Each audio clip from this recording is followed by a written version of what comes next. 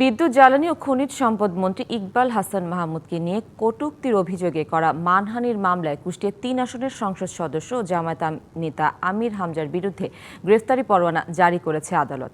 বেলা 12:15টার দিকে তার বিরুদ্ধে গ্রেফতারি পরোয়ানা জারি করেন সিরাজগঞ্জের চৌহালি উপজেলা আমলি আদালতের বিচারক।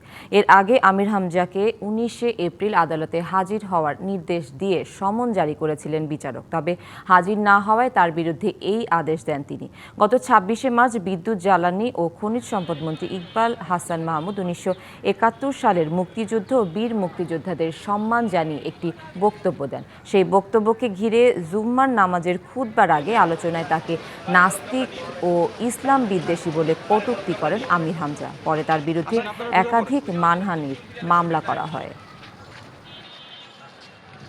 আমাদের গণপ্রজাতন্ত্রী বাংলাদেশ সরকারের মাননীয় মন্ত্রী জনাব ইকবাল হাসান মাহমুদকে কটূক্তি করেছিল, তাকে নাস্তিক বলেছিল। আমরা ক্ষুব্ধ হয়ে তার বিরুদ্ধে মামলা করেছিলাম গত 2 এপ্রিল। মাননীয় আদালত বিজ্ঞ অতিরিক্ত চিফ জুডিশিয়াল ম্যাজিস্ট্রেট তার বিরুদ্ধে গ্রেপ্তারি পরোয়ানা জারি করেছেন। আমি আশা করতেছি উনি অবশ্যই আইনের আওতায় আসবেন, কারণ আইন সকলের জন্যই সমান।